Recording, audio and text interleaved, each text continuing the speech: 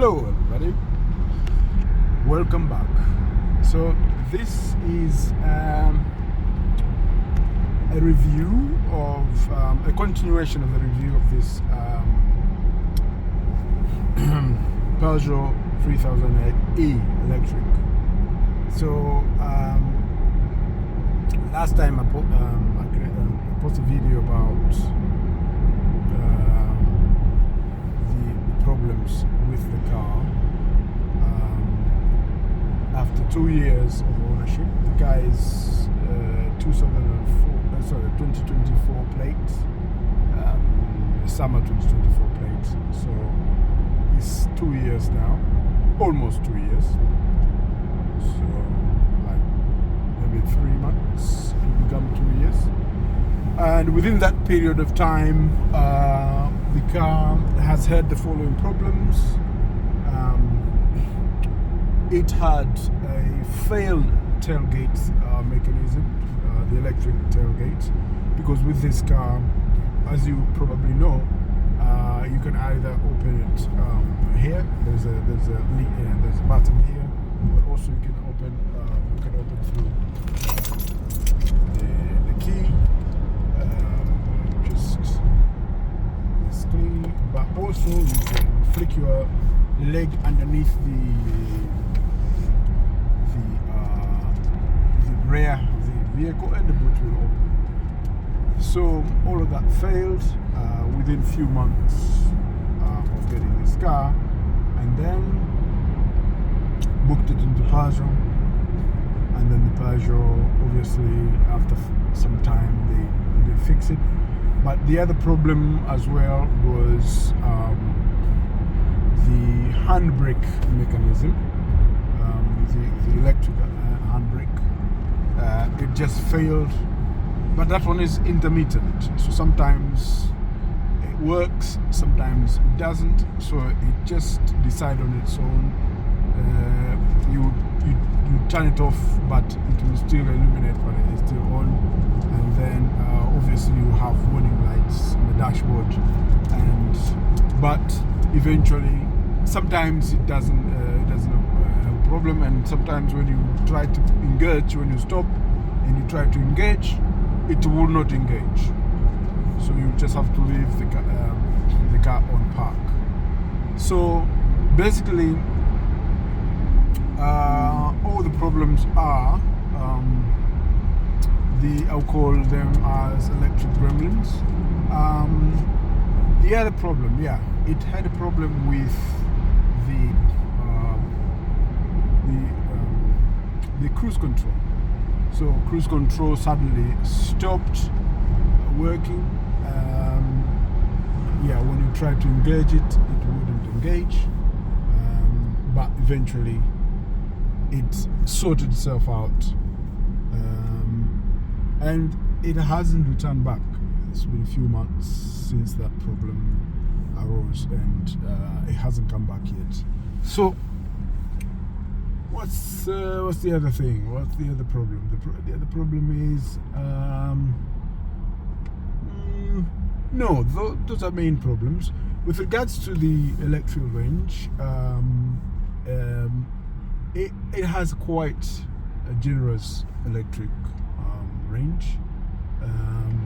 We get about 326 miles to 327 miles of range, and then obviously during winter it goes down a little bit, but there about 327 miles of range, which in kilometers that will be upwards of 500. I think it's almost 600 kilometers.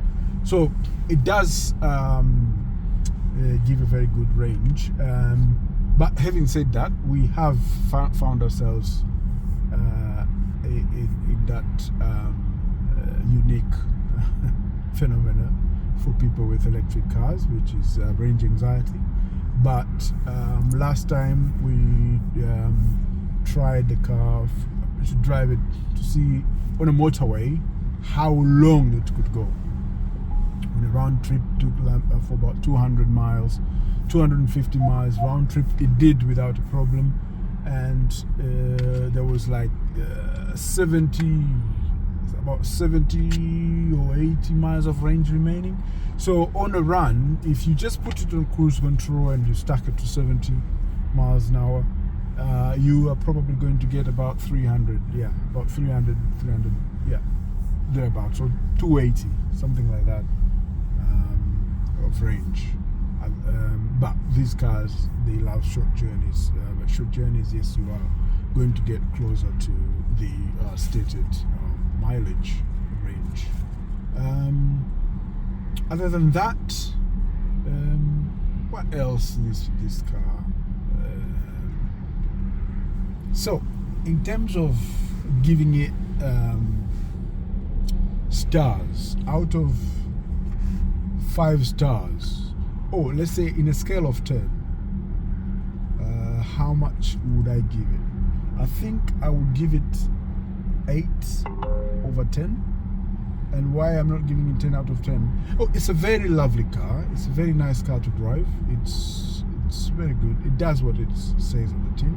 But I have a feeling that Peugeot or Stellantis, which is the owner of Peugeot PSA Group, which is a French company that owns Peugeot and Citroën.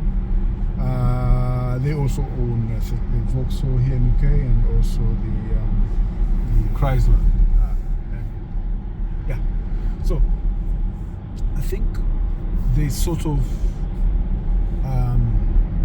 rushed into this because this was the first one in terms of 3008. The car before it was available in 3 powertrains. It had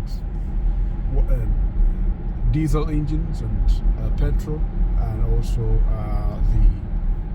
the hybrid as well.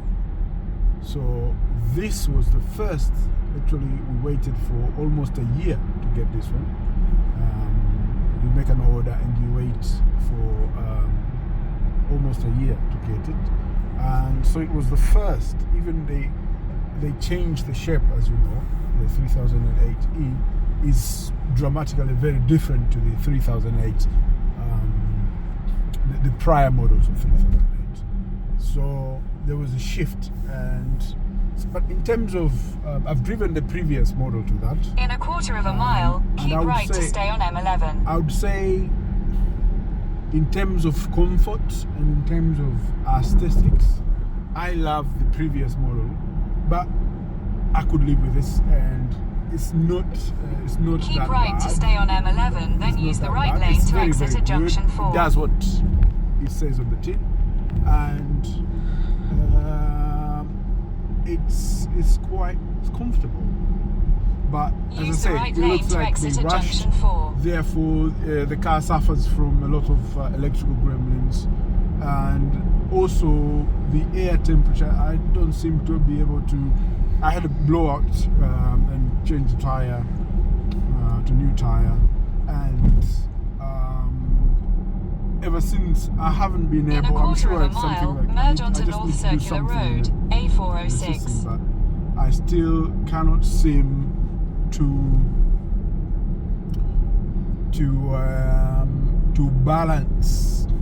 The car still thinks one tire is out of range. It's out of order. It's not, So every time that warning is still there. And actually, this was changed at Quick Fit. I found a faster route via A406 and North Circular Road, A406, which saves 3 minutes. Why? I don't know why they didn't